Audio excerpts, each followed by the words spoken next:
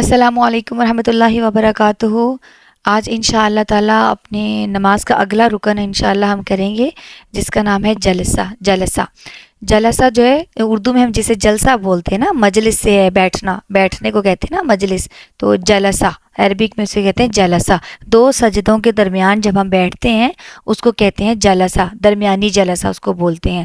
تو دو سجدوں کے درمیان جب بیٹھتے ہیں تو ہم لوگ کیا کرتے ہیں، کئی دفعہ نا بہت جلدی کرتے ہیں، یعنی ابھی پوری پوزیشن میں بیٹھتے بھی نہیں ہیں اور جلدی سے دوسرے سجدے میں جانے کی کرتے ہیں۔ لیکن انشاءاللہ آج ہم اپنے رسول اللہ صلی اللہ علیہ وسلم کے طریقے سے جانیں گے کہ آپ صلی اللہ علیہ وسلم کا کیا طریقہ تھا، آپ صلی اللہ علیہ وسلم کس طرح درمیانی جلسہ میں بیٹھا کرتے تھے، پھر دوسرے سجدہ میں جایا کرتے تھے۔ حدیث شریف میں آتا ہے کہ رسول اللہ صلی اللہ علیہ وسلم سجدے سے اپنا سر اٹھاتے اور اپنا بایاں پاؤں موڑتے، یعنی اس کو بچھاتے بائیں پاؤں کو، پھر اس پر بیٹھتے اور سیدھے ہوتے یہاں تک کہ ہر ہڈی اپنے ٹھکانے پر آ جاتی۔ پہلے سجدے سے سر اٹھا کر نہایت آرام اطمینان سے بیٹھ جاتے اور پھر جو دعائیں ہیں اس میں پڑھنے والی وہ ان دعاؤں کو پڑھتے، پھر دوسرا سجدہ کرتے۔ یہ جو ہے حدیث صحیح مسلم میں بھی موجود ہے، صحیح بخاری میں بھی موجود ہے۔ اس کے علاوہ آپ صلی اللہ علیہ وسلم کا معمول تھا کہ بیٹھتے وقت اپنا دایاں پاؤں وہ کھڑا کر لیتے، دایاں پاؤں، جیسے کل ہم نے دیکھا تھا نا کہ جب سجدے میں جاتے تھے تو دونوں پاؤں کھڑے ہوتے تھے رسول اللہ صلی اللہ علیہ وسلم کے، لیکن ان کی انگلیاں جو تھی وہ قبلے کی طرف ہوتی تھی۔ اس میں جب رسول اللہ صلی اللہ علیہ وسلم ایک سجدہ سے اٹھ کر بیٹھتے تھے تو پھر ان کا بایاں پاؤں بچھا لیتے تھے اور دایاں پاؤں وہ اپنا وہ کھڑا رکھتے تھے، اس کی جو انگلیاں ہیں وہ قبلے کی طرف مڑی ہوئی ہوتی تھی۔ آپ دونوں پاؤں کی انگلیاں قبلہ رخ کرتے۔ اسے جامع ترمذی نے بھی روایت کیا اور صحیح مسلم میں بھی یہ حدیث موجود ہے، صحیح بخاری میں، سنن نسائی میں بھی یہ حدیث موجود ہے اور اس کی سند بالکل صحیح ہے، ٹھیک ہے۔ اس کے علاوہ آپ کبھی کبھی رسول اللہ صلی اللہ علیہ وسلم اپنے قدموں اور اپنی ایڑیوں پر بیٹھ جاتے، یعنی کہ رسول اللہ صلی اللہ علیہ وسلم کبھی کبھی بیٹھ بھی جاتے تھے اپنے قدموں اور اپنی ایڑیوں پر، تو دونوں طرح سے صحیح ہے، لیکن اطمینان ضروری ہے، یعنی کہ رسول اللہ صلی اللہ علیہ وسلم جلدی نہیں کرتے تھے، بیٹھنے کی پوزیشن میں آتے تھے، آرام سے اطمینان سے بیٹھتے تھے، پھر جو جلسہ کی دعا ہے وہ اس کو پڑھا کرتے تھے۔ اس وجہ سے ہمارے لیے بھی ضروری ہے کہ ہم جلدی نہ کریں۔ ہم کیا کرتے ہیں کہ ایک سجدے سے سر اٹھایا، ابھی پوری طرح بیٹھے بھی نہیں ہیں، آدھے کئی لوگ تو ابھی آگے کی طرف ایسے جھکے ہوتے جیسے رکوع کر رہے ہوتے ہیں، سر جھکے ہوتے اسی طرح دوسرے سجدے میں چلے جاتے ہیں اور کوئی دعا بھی نہیں پڑھتے اس کے اندر۔ حالانکہ رسول اللہ صلی اللہ علیہ وسلم کی طریقے سے نماز کا جو طریقہ ہے اسے ثابت ہے حدیث مبارکہ سے کہ رسول اللہ صلی اللہ علیہ وسلم اطمینان سے دونوں سجدوں کے درمیان بیٹھتے تھے اور پھر دعائیں اس میں پڑھا کرتے تھے، پھر دوسرا سجدہ جو ہے وہ کیا کرتے تھے۔ رسول اللہ صلی اللہ علیہ وسلم جو ہے وہ اطمینان سے بیٹھتے اور بیٹھنے والے کی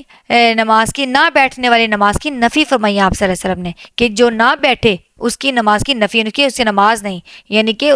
جو نماز کا ہر رکن ہے وہ پراپر طریقے سے ادا کرنا ضروری ہے، پراپر پوزیشن میں آنا ضروری ہے، اطمینان بہت زیادہ ضروری ہے، نماز کے ہر رکن میں اطمینان ضروری ہے، ہر رکن میں اطمینان سے بیٹھیں، اطمینان سے ترجمے کو ذہن میں رکھ کر دعائیں پڑھیں کہ آپ اللہ تعالیٰ سے کیا مانگ رہے ہیں، پھر ہی تو نمازوں میں خشوع آئے گا نا۔ اس وجہ سے رسول اللہ صلی اللہ علیہ وسلم کا سجدہ بھی جلسہ ہے وہ بھی سجدے کی طرح لمبا ہوتا۔ اب جلسے کی دعاؤں کی طرف آتے ہیں ہم۔ رسول اللہ صلی اللہ علیہ وسلم دونوں سجدوں کے درمیان یہ دعا پڑھتے، اللہم اغفر لی وارحمنی وعافینی واہدینی وارزقنی، اے اللہ مجھے بخش دے، مجھ پر رحم فرما، مجھے ہدایت دے، مجھے عافیت سے رکھ اور مجھے روزی عطا فرما۔ یعنی کہ یہ جو ہے صحیح احادیث سے ثابت ہے، صحیح بخاری حدیث نمبر 282، صحیح مسلم میں بھی موجود ہے اور باب الصلاۃ میں، اور جو ہے اس کو اور بھی بہت ساری حدیث کی، سنن نبی داؤد میں بھی یہ حدیث موجود ہے، اس کے علاوہ مسند حاکم میں بھی یہ حدیث موجود ہے۔ اس کے علاوہ رسول اللہ صلی اللہ علیہ وسلم دونوں سجدوں کے درمیان یہ دعا بھی پڑھا کرتے، رب اغفر لی رب اغفر لی، یعنی کہ اگر آپ وہ والی جو دعا ہے جو میں نے ابھی بتائی پہلے، اللہم اغفر لی وارحمنی واہدینی وعافینی وارزقنی، یہ دعا اگر نہ بھی پڑھیں تو آپ رب اغفر لی بھی پڑھ سکتے ہیں کہ اللہ مجھے معاف کر دے، اللہ مجھے بخش دے، اللہ مجھے بخش دے، تو اس کو بھی آپ کر سکتے ہیں تکرار کے ساتھ، یعنی کہ منیمم 3 دفعہ آپ کر لیں، ٹھیک ہے نا، اس کو پڑھیں تو پھر رسول اللہ صلی اللہ علیہ وسلم جو ہے دوسرے سجدے میں جاتے تھے۔ جب آپ پورے اطمینان سے جلسے سے فارغ ہوں تو پھر دوسرا سجدہ کریں. پہلے سجدے کی طرح اس میں بھی بڑے خشوع و خضوع اور کامل اطمینان سے دعائیں پڑھیں اور پھر اٹھیں. یعنی دوسرا سجدہ پہلے سجدے کی طرح لمبا اور اطمینان والا, اور اس میں وہی دعائیں جو ہے نا آرام سکون سے پڑھ کے پھر دوسرے سجدے سے اٹھیں. اب ہم چلتے ہیں جلسہ استراحت کی طرف. جلسہ استراحت کیا ہے کہ دوسرا سجدہ کر لینے کے بعد ایک رکعت پوری ہو جاتی ہے نا. جب پہلی رکعت میں آپ گئے, ایک سجدہ کیا, پھر درمیانی جلسہ میں بیٹھے, پھر آپ نے دوسرا سجدہ کیا, اس کے بعد جب آپ نے سجدہ کر لیا اس کے دوسری رکعت کے لیے آپ نے اٹھنا ہے, لیکن اٹھنے سے پہلے جلسہ استراحت میں ذرا بیٹھ کر اٹھیں. اس کی صورت یہ ہے کہ رسول اللہ صلی اللہ علیہ وسلم اللہ اکبر کہتے ہوئے دوسرے سجدے سے اٹھتے اور اپنا بایاں پاؤں موڑتے ہوئے بچھاتے, جس طرح درمیانی جلسہ میں بایاں پاؤں موڑتے ہوئے بچھاتے تھے اور دایاں پاؤں سیدھا رکھتے تھے نا, اسی طرح دوسرے سجدے کے بعد رسول اللہ صلی اللہ علیہ وسلم دوبارہ جلسہ کرتے, جس کو جلسہ استراحت کہتے ہیں, دوبارہ بیٹھتے. جلسہ استراحت کا مطلب ہوتا ہے آرام کرنا نا, آرام سے. تو رسول اللہ صلی اللہ علیہ وسلم آرام سے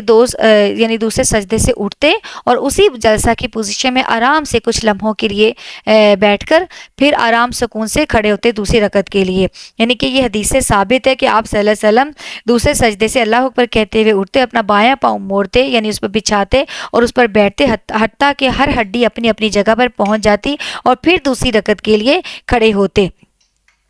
رسول اللہ صلی اللہ علیہ وسلم اپنی نماز کی جو طاق پہلی اور تیسری رکعت کے بعد کھڑے ہونے سے قبل سیدھے بیٹھتے تھے. یعنی سے آپ دیکھیں نا, رسول اللہ صلی اللہ علیہ وسلم کا سجدہ کتنا طویل ہوتا تھا, دونوں سجدے اتنے طویل دیے, اس کے بعد پھر دوسرا سجدہ طویل کرنے کے بعد ایک لمحہ بیٹھ کر نا, کچھ لمحے آپ صلی اللہ علیہ وسلم بیٹھ کر استراحت فرماتے, ٹھیک ہے نا, اس پوزیشن میں آ کر جلسہ میں بیٹھ کر پھر آپ دوسری رکعت کے لیے کھڑے ہوتے. جلسہ استراحت سے اٹھتے وقت دونوں ہاتھ زمین پر ٹیک کر اٹھے. یعنی کہ جیسے اگر آپ نوٹس کریں, آپ زمین پر بیٹھے ہوئے کافی دیر سے, تو آپ زمین سے جب اٹھتے وقت آپ کو سہارا چاہیے ہوتا ہے نا, آپ زمین پہ ہاتھ رکھ کر اٹھتے ہیں. تو اسی طرح نماز میں بھی دوسری رکعت کے لیے اٹھنے کا اس طرح حکم ہے کہ جب آپ جلسہ استراحت سے اٹھیں تو دونوں ہاتھ زمین پر رکھ کر سہارے سے ایسے اٹھ کے کھڑے ہوں. یعنی کہ دونوں ہاتھ اس طرح نہیں رکھنے کے بالکل سجدے والی پوزیشن میں جانا ہے, یعنی کہ آپ کو سہارا لینا ہے نا, دونوں سجدے زمین پر رکھ کر. آپ کبھی اٹھ کر ایسے دیکھیں تو ایسے کھڑے ہونا نا آسان ہے, دونوں ہاتھ زمین پر رکھے نا تو اٹھ کے کھڑے ہونا زیادہ آسان لگتا ہے,